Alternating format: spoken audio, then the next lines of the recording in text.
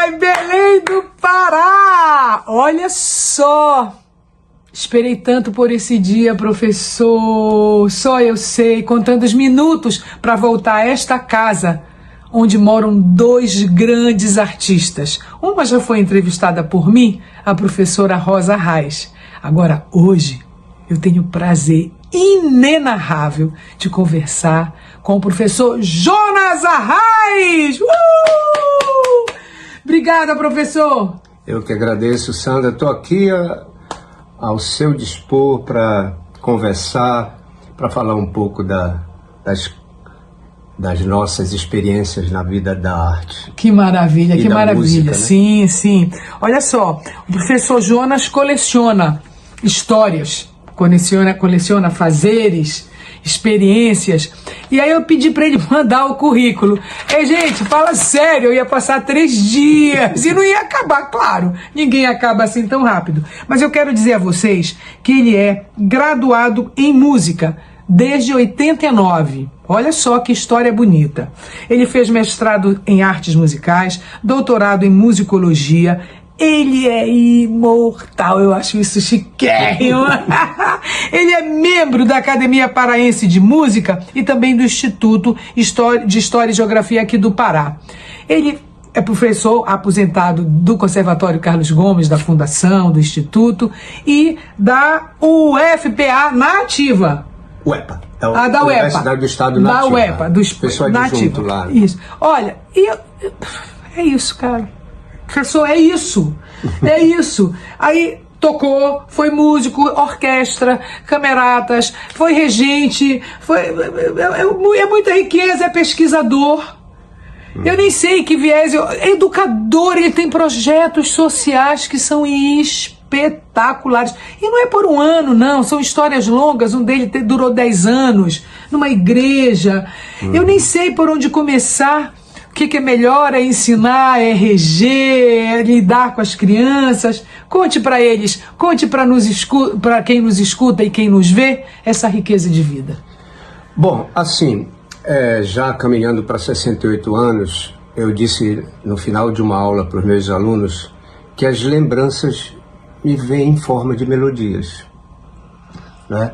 Eu lembro que em 1970 eu fazia o 5º ano primário no Grupo Escolar Floriano Peixoto, onde hoje é a Casa da Linguagem. E lá eu tive a minha primeira professora de música, inesquecível, Maria Luísa Camargo, foi pianista, e ela nos ensinou uma música portuguesa. O loureiro é pau verde que racha de nó a nó, tu falas para quem queres, que eu falo para ti só. As minhas lembranças sempre vêm em forma de melodias. Que lindo. E aí, quando foi no ano de 1971, eu fui estudar no ginásio. A gente tinha que fazer um concurso, uma espécie de um vestibular, chamava admissão, para entrar no ginásio, né? Que naquele tempo tinha primário, ginásio, 2º grau e depois a universidade. Aí lá eu entrei na banda do Colégio Pedro Amazonas Pedroso. E lá eu editava um jornal que se chamava Clássicos. E eu perdi o exemplar desse jornal, né? Tantos anos. Em 75 eu iniciei minha carreira de músico de orquestra, contrabaixista no antigo Serviço de Atividades Musicais. Mas como eu cheguei no SAM, eu estava participando de um festival de música lá na Marambaia, lá na Avenida Dalva, numa paróquia que eu não estou me lembrando o nome, mas lá tinha um festival. E eu fiquei em 2º lugar com uma canção. E se aproximou um senhor de mim e disse: Jonas, você não quer estudar no SAM, Serviço de Atividades Musicais da Universidade Federal do Pará? Eu disse: eu quero estudar música. Eu tinha 16 anos, eu acho, por aí. Eu vou falar com o professor Altino Pimenta para ele me dar uma bolsa. Eu disse: eu quero, porque eu não tenho dinheiro.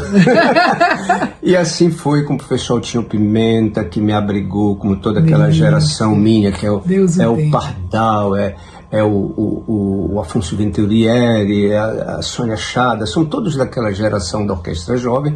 Em 1976, eu entro na orquestra da universidade. Sim. E um dia eu estava, onde hoje é a PAI, não sei, na Generalíssimo, sim, ali perto do exato. Antônio Barreto. E aí eu estava assim, o maestro Silvério da orquestra profissional da universidade estava assim num parapeito, encostado. Eu disse: maestro, conversar com o senhor, tá, Jonas? Eu disse: maestro, eu quero ser músico profissional, né? Ele disse: mas você vai ser, você toca muito bem, etc. E em 79 eu fui para São Paulo, entrei na USP. E daí iniciei a minha carreira profissional, logo na Orquestra Jovem Municipal, né? Mas eu fui para lá porque em 77 eu fiz um curso de harmonia com o maestro Tônio, Oliver Tônio, professor da USP, e eu depois fui para Campo do Jordão em 78, para Prados em Minas, para as pesquisas musicológicas que ele fazia com as músicas do Barroco Mineiro. Em 79 eu vou para São Paulo sozinho, sem nada, absolutamente eu não tinha nada. E lá eu fui então em 80, né? Eu vi todo aquele movimento, a morte de John Lennon, a morte de Elis Regina, tudo aquilo, né? E eu fui ser professor no conservatório em Minas Gerais, em Pouso Alegre, sul de Minas. Já então, formado. Ainda não formado, eu estudava não. na USP. Tá. Aí eu ia de madrugada, dava aula no sexta, sábado, domingo, voltava para São Paulo. Meu primeiro Ralação. Mesmo. Ralação. Morando em pensão, em vaga. República, né? Era de República. Não, em vaga de pensão. É um triliste que você paga uma vaga. E haja pulga para poder tirar, para fazer você dormir, né? E aí sim, eu fui para esse... Mas aí eu tô tocando na Orquestra Jovem Estadual. Sim. Interessante, não sei porquê, foram 12 contrabaixistas, eu passei em primeiro lugar. Oba. Aí o maestro John Nashville chega da Europa, casado com Lucélia Santos. Tá. Aí ele me viu lá no primeiro contrabaixo, ele olhou assim meio estranho e disse: e você, de onde é? Eu disse: eu sou de Belém do Pará. Olha. Ele disse: Belém do Pará? Aí ele fez assim, meio que para dentro: é o exército do Pará. Eu não entendi. Essa frase, Sandra, eu fui entender muitos anos depois, que o Jaime Orvalho, um compositor paraense, amigo do Manuel Bandeira, eles inventaram uma associação lá, e aquele povo do final da borracha, aqui, da Ciclo da Borracha em Belém, que migrou para a capital da República, eram intelectuais, grandes músicos, enfim, eles eram chamados do Exército do Pará, que foram para a capital da República no deblage, quando quebrou a borracha, né? Sim. E aí eles vão para lá, muita gente migrou para a capital da República e eles eram chamados do Exército do Pará. Quando ele me diz em 79, é do Exército do Pará. É mais uma elite pensante, mais um artista, que vem aqui mais um artista. Brilhar em São Paulo. E assim segui. Olha, fiquei arrepiada. Uma história bonita, lindíssima. Né? Aí de lá, eu tô ensaiando com o Nashville no Teatro, a Escultura Artística. Aí chegou um povo assim lá, eu vi eles entrando lá pelo fim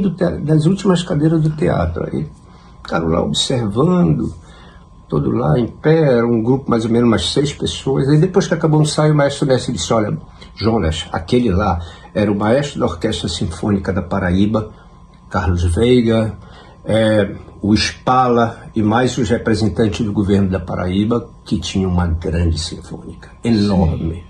Grandes concertos eu fiz lá. E eles estão te convidando para ir para lá. Olha, sabe... Arrepiei de novo aí, galera! Aí sabe que tu saí de 0 salário para 13 salários? Eu vou. Aí transferi o curso para lá. Sim. Né? Para Educação Artística, Habilitação e Música. E lá eu fui colega do Chico César, assim, era uma turma, assim, né? Eu lembro que aumentaram o restaurante universitário, o Chico César fez greve de fome.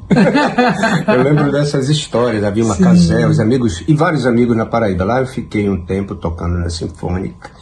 Aí quando foi 83, eu vim buscar Rosa, que a gente já namorava desde 74, casamos. Linda história de amor, linda história. E rumo para Bahia. Fiz concurso na Sinfônica do Teatro Castro Alves. E lá foi as grandes experiências de ópera e uma experiência muito interessante com balé. Opa. Porque eu era da comissão da orquestra que trabalhava junto com a comissão do balé para ver nossas questões de trabalho, né, trabalhistas. E lá tivemos grandes experiências com o balé do Teatro Castro Alves, que era maravilhoso, como, por exemplo, coreografia do Boi do Telhado, da Darius Milhaud, Ele é balé de repertório. Sim. Tivemos uma experiência muito boa com os filhos de Gandhi. E lá eu vivi a minha vida de teatro. E lá eu terminei meu curso de contrabaixo na Bahia com um grande professor italiano, Giuseppe Onis. E foi lá que eu me formei finalmente na graduação em 89, né? Isso. Então veja só, eu entre 79 10 isso é uma anos. década. Por quê? Porque o artista é isso. O artista é um viajante, né? O artista meio nômade. Isso. Quando preciso é nômade. O artista ele borra fronteiras. Ele só tem um lugar que ele vive, que é o mundo. Né? E esse é o lugar que ele está. Então, onde tiver palco, onde tiver plateia, exato. É isso mesmo. E de lá passa-se mais uma década, em 89, Glória Caputo. Eu fiquei lá de 84 a 89. E aí sou convidado para voltar para o Pará. Ah, que bom. Então a década de 80, a famosa década da cultura, Sim. eu vinha só de vez em quando. Foi a grande década da cultura no Pará. Eu estive fora, mas eu tenho boas notícias desse tempo tão bonito da década de 80 aqui, né? Mosaico de Ravenna, aqueles momentos lindos. Mas eu queria te falar uma coisa. 77 para 78, eu participei daquele grupo lá. Chama Madeira Mamoré. Que esse é o resultado aqui? Não, ainda não, nada a ver. Isso aqui ainda. É 2004, 2003, 2004. Aquele grupo que eu estou tocando contrabaixo, cabeludo, calça de boca de sino, é 77. Eu, José Luiz Monesque, Careca Braga, Billy Henrique. Que bárbaro! Esse era o grupo Madeira Mamoré. Tinha dois grupos em Belém. Naquele tempo não se falava banda. Essa expressão não existia. Nem existia a expressão brega. Então se falava conjunto ou grupo. Conjunto Orlando Pereira, o grupo Madeira Mamoré e o grupo Sol do Meio-Dia. Eram os dois grupos, assim, autorais, né? E esse grupo era o Madeira Mamoré, eu compus duas músicas para esse grupo. O Abílio, o Careca, compunha... Grande violonista. Isso. Então veja só, eu voltei um pouco atrás. Aí depois eu venho para cá e aqui foi uma carreira de 27 anos no Conservatório Carlos João. Você veio pelas mãos da Glorinha. Da Glória Caputo. Grande mulher, grande incentivadora da arte. Eu fui indicado pela professora Ana Maria Peixoto. Sim. Porque a professora Ana Maria Peixoto tinha sido regente da Orquestra Jovem lá em 74, 75. Certo? Ela é a professora Lenita Maia. E, claro, eu toquei com ela. Aí passou o tempo, ela me viu aqui de férias... Me convidou para participar do festival, o segundo Festival Internacional de Música da Fundação, que hoje já está no... 30º, não sei por aí, né? E aí ela disse, Jonas, eu vou te falar com a professora Glória. Aí veio o convite, eu vim para cá, né? Em 89. E aí regi a Orquestra Jovem de 90 até 2000. E essa Orquestra Jovem fez muita coisa, dentre essas muitas coisas, o disco com Nilson, turnês e tudo mais. E também eu fui convidado para participar desse grupo, que é a Orquestra de Câmara do Pará. Né? Era um grupo de músicos búlgaros, russos e brasileiros. Uau! Um repertório incrível, fizemos turnês. Tanto que nesse grupo aqui, eu tive a minha maior experiência camerística. Que é aquela música de conjuntos menores. Grandes experiências sinfônicas foram em São Paulo, Paraíba e tal. E depois, aí eu comecei a reger a orquestra. Em 96 foi criada a Orquestra Sinfônica do Teatro da Paz. Boa parte dos músicos da Orquestra Jovem foram ser a base da Sinfônica. E eu vou ser membro fundador, primeiro contrabaixo da Sinfônica do Teatro da Paz, de 96 a 2009, quando eu resolvi encerrar a carreira. Entre outras coisas... o Edmilson Rodrigues me convidou em 97 para coordenar a banda municipal. Desmilitarizamos a banda, trouxemos para Fumbel, ganharam paletó e fizemos muitos concertos. E eu criei o núcleo de aprendizagem musical da banda sinfônica municipal. Foi criada a banda sinfônica. E aí esse núcleo de aprendizagem musical era... Os músicos, eles ensaiavam na banda e davam aula no NAM. Que espetáculo. Então, um dia desse eu encontrei um rapaz músico de uma banda que foi membro do NAM. Né? E lá nós atendíamos também um projeto da FUNPAPA, levávamos meninas e garotos vítimas de diversos traumas. E lá nós tivemos, por exemplo, a história de uma moça que enfim, ela teve uma sequência de dramas pessoais, e ela disse que lá ela viveu os melhores dias da vida dela. Que maravilha! Então essa foi uma experiência na banda que resultou nesse disco aqui, ó. Jazz in Blue no Palácio Azul. Palácio Azul é Palácio Antônio Lemos. Que espetáculo, que é belíssimo, belíssimo, merece ser conhecido. E aí eu estou querendo também até fazer um canal, né? Eu tenho uma aluna que está querendo, os alunos querem que eu faça um canal para colocar essas experiências musicais. Únicas. Eu falei para ele, olha, professor, o programa dura mais ou menos 8 minutos, mas é muito pouco, eu sei que a gente vai falar no mínimo 10, já estamos em 15. Vocês perceberam? E aqui eu vou fazer uma audiodescrição antes da gente terminar. Depois que eu fizer, você fala de você, eu vou falar de mim. Mas eu quero dizer, é porque a gente está no estúdio dele, na casa dele, tem esse lugar que é para lá de estúdio, é um museu. É um museu, além de ter histórias vivas de livros, de partituras, de quadros. Pena que vocês não possam ver tão bem quanto eu. E ele tem esse cheiro, né, que é único, né, o cheiro do museu, do guardado, da história. Bom, eu então estamos aqui nesse estúdio. Ao fundo, quem nos vê enxerga que tem uma prateleira, várias prateleiras, é uma estante de livros. Tem vários livros, vários bustos, mas tem, sobretudo, fora da estante, à frente da estante, o contrabaixo, um dos contrabaixos do professor Jonas, que pode se falar, contar muitas histórias também.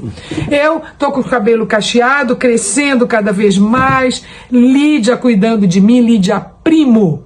Eu me maquiei suavemente, uso um colar de pedras me dado pela minha amiga Socorro Lansance, que eu adoro, ela é artesã. Uso um vestido meio árabe, meio africano, tem camelos, dromedários e elefantes e uma série de animais cujo fundo é azul e os animais estão em vermelho e o colar justamente está combinando com os animais. E tô com um pouco de um brinquinho, 2 argolinhas e um anel. E você, tenho estatura mediana, não é?